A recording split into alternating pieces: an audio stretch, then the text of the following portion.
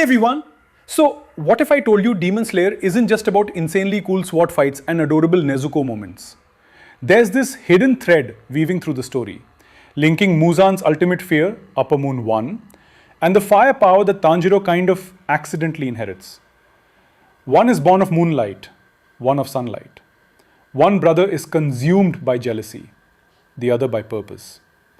Today, we are diving into the story of the first moon, Kokushibo, how his history shaped everything, and why Tanjiro's sun breathing is far more than just flashy sword moves. Meet Kokushibo, Upper Moon 1.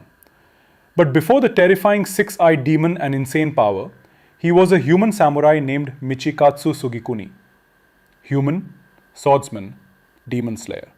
And yes, he had a breathing style.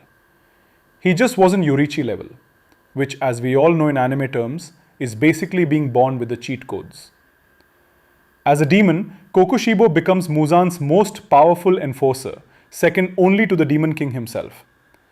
His 6 eyes aren't just for intimidation. They symbolize his evolved perception, the remnants of the Demon Slayer mark giving him a terrifying edge in combat.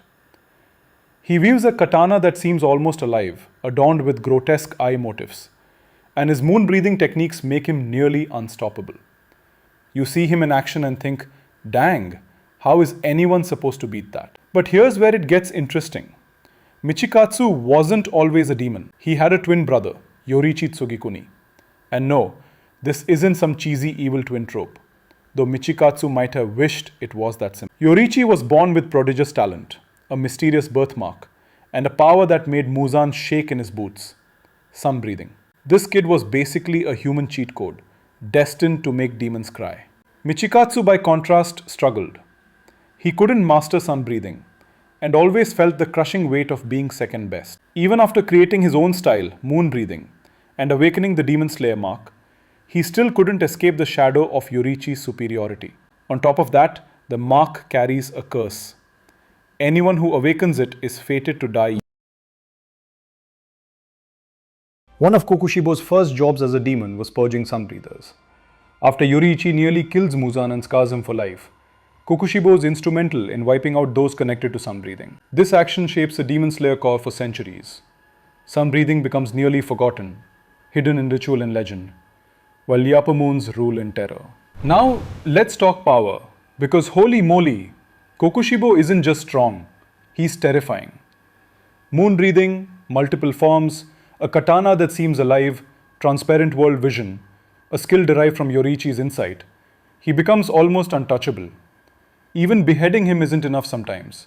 The man, or demon, regenerates. He serves as Muzan's right hand for centuries, feared by every generation of demon slayers. Only a coordinated effort by several Hashira, Sanemi, Gyome, Muichiro and Genya, finally takes him down. His fights aren't just battle, they're showcases of human skill warped by centuries of demonic evolution, a terrifying blend of ambition, envy, and raw power. So, where does Tanjiro fit in all of this? Enter the Kamado family. Not Yorichi's bloodline, but spiritual heirs. Their ancestor Sumiyoshi Kamado was a friend of Yorichi and learned sun breathing from him. Sumiyoshi kept the style alive through the Hinokami Kagura dance and passed on the Hanafuda earrings. Essentially, the family was holding a flaming torch, literally and figuratively, for centuries. Tanjiro inherits the dance, the earrings, and a latent sun breathing power. He may not have Yorichi's blood, but he is the spiritual successor. He becomes a living echo of Yorichi's techniques, the kind of person who terrifies demons, especially when they realize he's channeling something that Muzan has feared for over 400 years. Muzan versus sun, why the Kamados matter. Muzan's obsession is simple.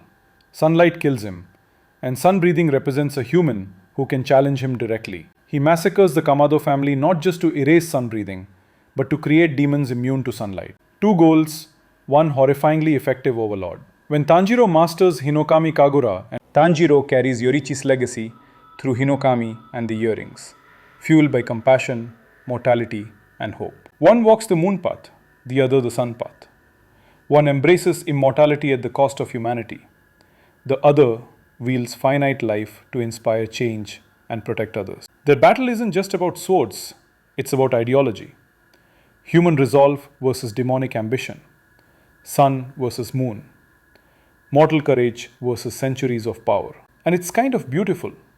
in a tragic, heartbreaking way. Michikatsu could have been another human hero, someone who overcame his fear and jealousy. But he chose immortality, becoming Kokushibo, the first moon, a servant of darkness. Tanjiro, by contrast, embraces mortality, love, and the heritage of sun breathing. His flame isn't just inherited power, it's a direct challenge to Muzan's centuries long reign of terror. Sun versus moon, mortality versus immortality, love versus ambition. It's tragedy and hope rolled into one anime spectacle. Trust me, the Infinity Castle saga gets wild, and this lore sets the stage for everything you're about to see.